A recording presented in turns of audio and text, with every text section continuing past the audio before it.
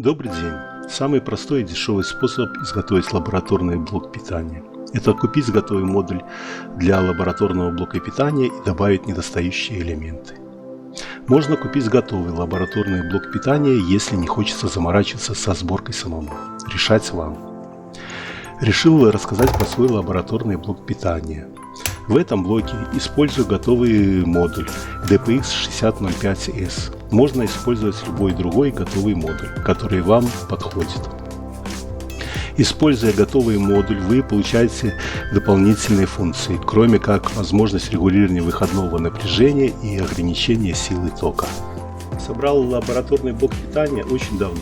За время использования только хорошие впечатления.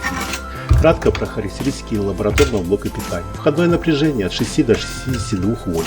Выходное напряжение можно регулировать от 0 до 60 вольт. Выходной ток можно регулировать от 0 до 5 ампер.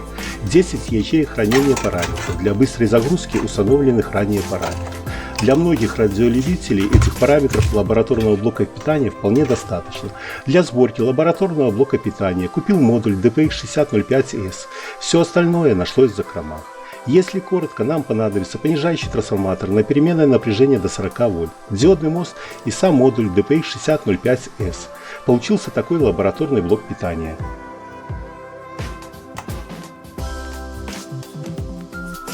Для удобства подключения сделал дополнительные шнуры. С помощью этих шнуров можно подключиться практически везде. На передней панели установлены 3 разновидности разъемов для удобства подключения. На верхней панели кнопка включения при работе от напряжения 220 вольт. Также установлен вольтметр для отображения входного или выходного напряжения. Вольтметр показывает напряжение в зависимости от положения черного переключателя.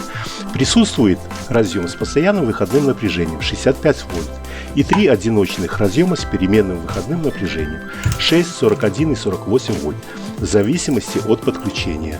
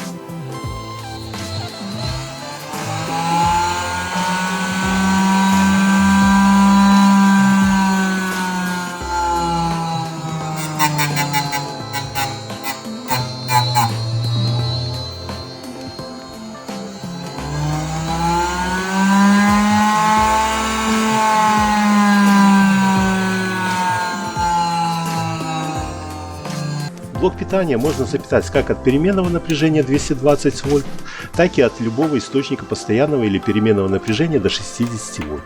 Такое подключение позволяет использовать лабораторный блок питания в полевых условиях, подключив к любому аккумулятору или генератору с выходным напряжением от 6 до 60 вольт. Вольтметр на верхней панели показывает входное напряжение подключенного источника питания.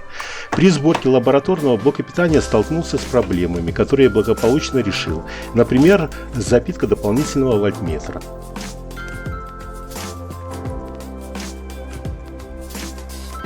На основании полученного опыта при сборке лабораторного блока питания на данный момент применил бы чуть другую схему подключения, установил бы фильтр по питанию и так далее.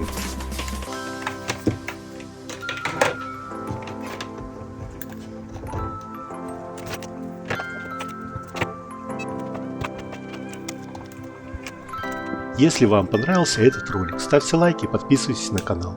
Увидев ваш интерес к теме лабораторного блока питания, будет продолжение ролика с схемой и рекомендациями по сборке.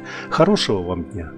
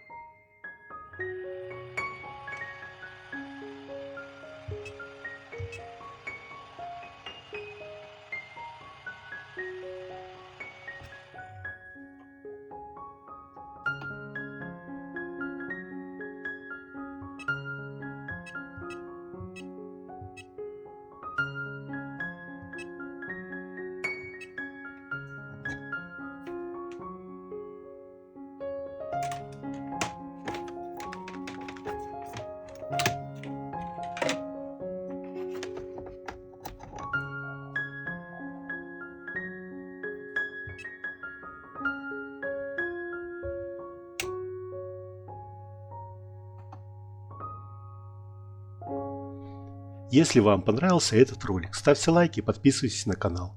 Увидев ваш интерес к теме лабораторного блока питания, будет продолжение ролика с схемой и рекомендациями по сборке. Хорошего вам дня!